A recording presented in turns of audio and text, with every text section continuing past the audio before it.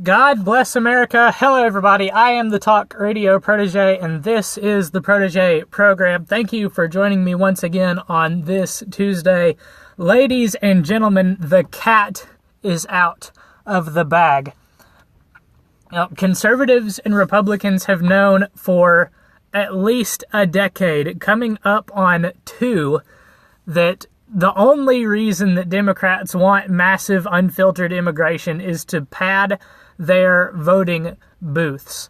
We know this because we know that the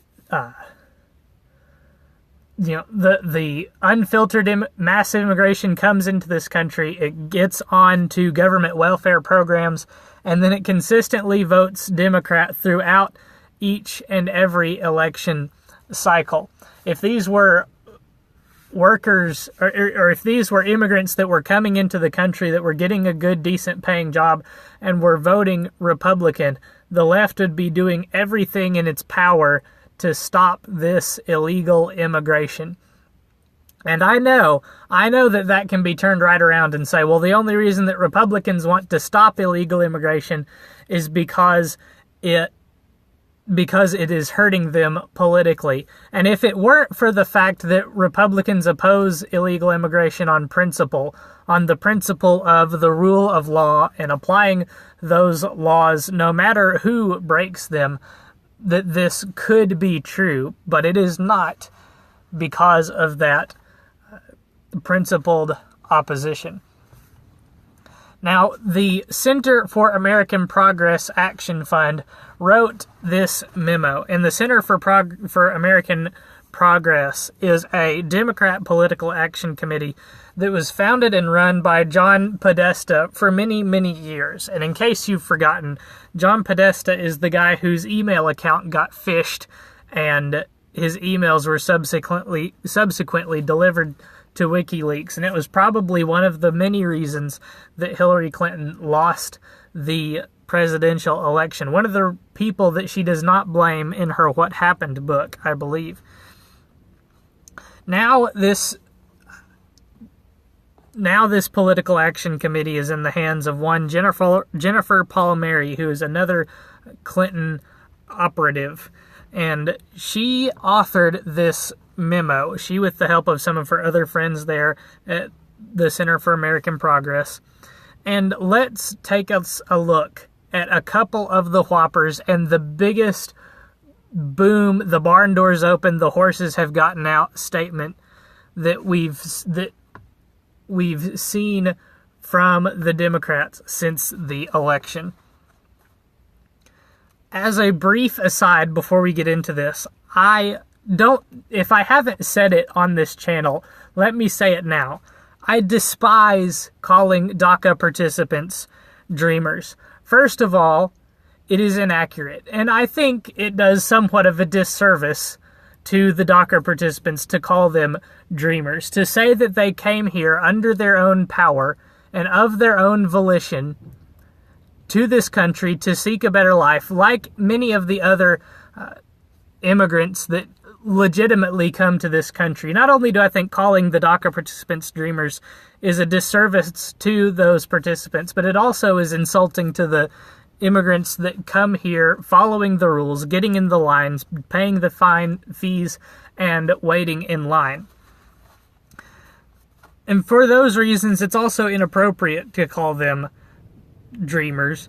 And in the world that we live in, where the left has constructed the "you didn't say it explicitly, therefore" as a legitimate argument, I don't think it's unfair to say that by calling the DACA participants dreamers, the left is insinuating that there are no other people in America that have dreams. Only these few illegal immigrants are the dreamers in this country. And if it weren't for these few dreamers, the only dreamers, this country would be in the pits of despair. This country would be in the spin cycle of economic collapse, neither of which is actually true. And it's not even actually true that the Democrats are insinuating that there are no other dreamers.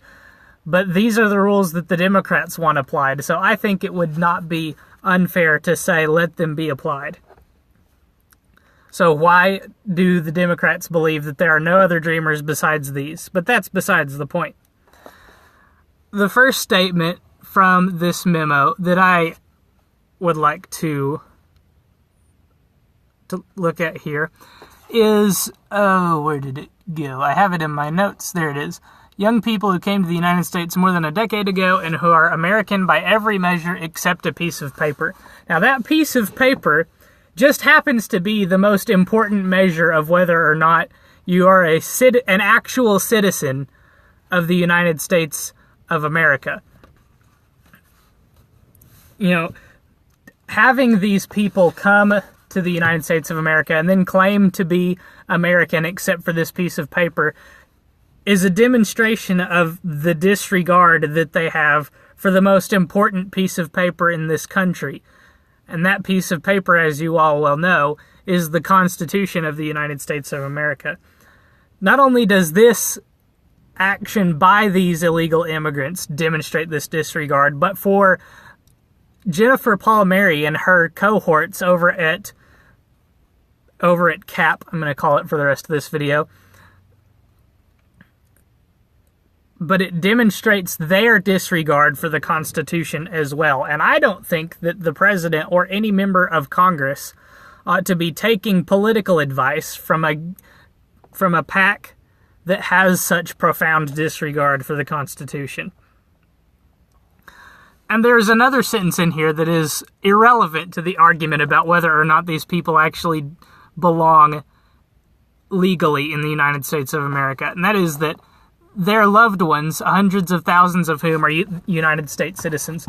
It doesn't matter who you know. It doesn't matter that Putin knows a whole bunch of people in the United States of America. That doesn't make him an American. It doesn't matter that who's a prominent foreign national that we could rag on. Somebody that's Canadian. Gavin McInnes, I think he's Canadian. You know, I love Gavin as a political commentator, as an entertainer. I'm sure there's thousands of people that love Gavin with all their hearts, but their love doesn't make him an American citizen. You know, and again, I'm assuming that he's not an American citizen. He does a lot of commentary on American politics, so maybe he is. I just happen to not know for a fact whether or not that's the case. The love that exists in the hearts of whoever does not make you an American citizen. It just so happens to be that annoying piece of paper that you do have to have that makes you an actual American citizen. And then we get to this young people part.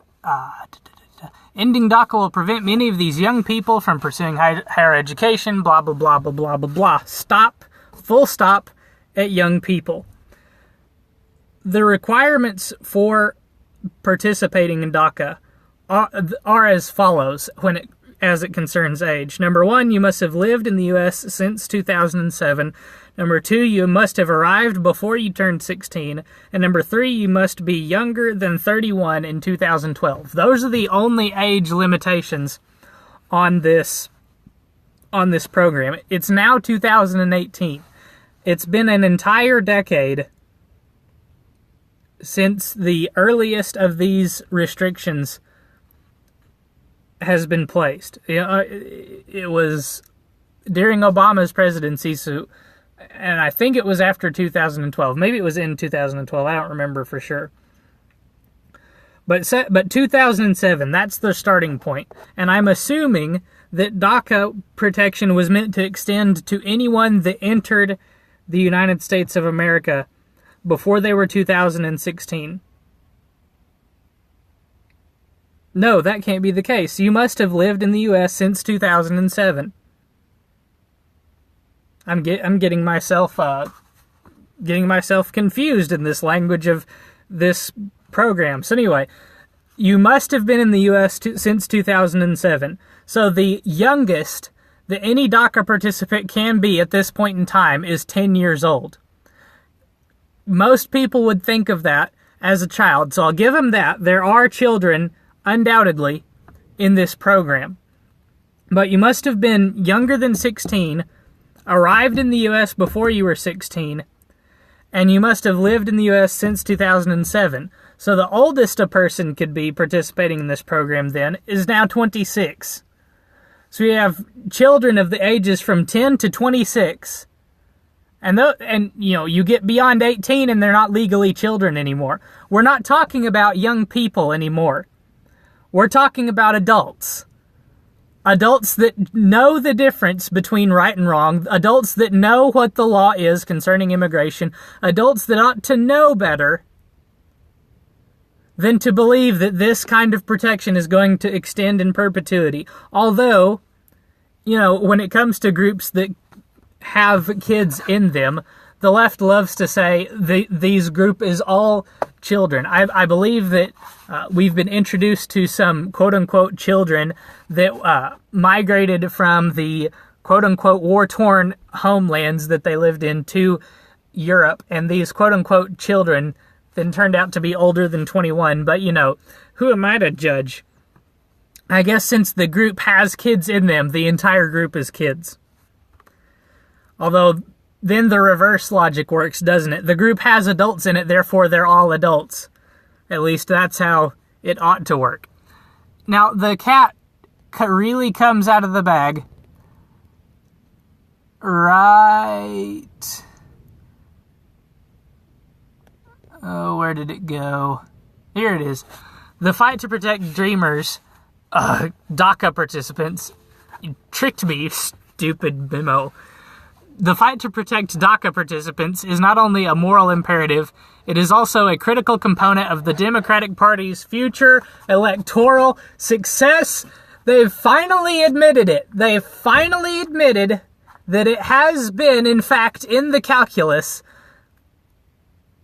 that they want these illegal immigrants, this massive unfiltered illegal immigration, to come to the United States for the purpose of voting for Democrats.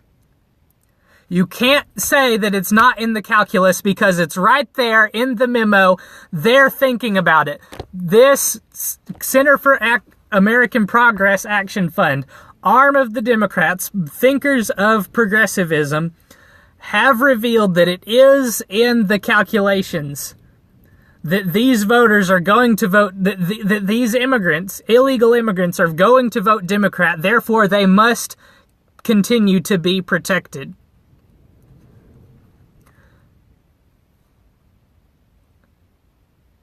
If it's not painfully obvious now, the Democrats want these illegal immigrants legalized, at least partially, for their power as a voting bloc.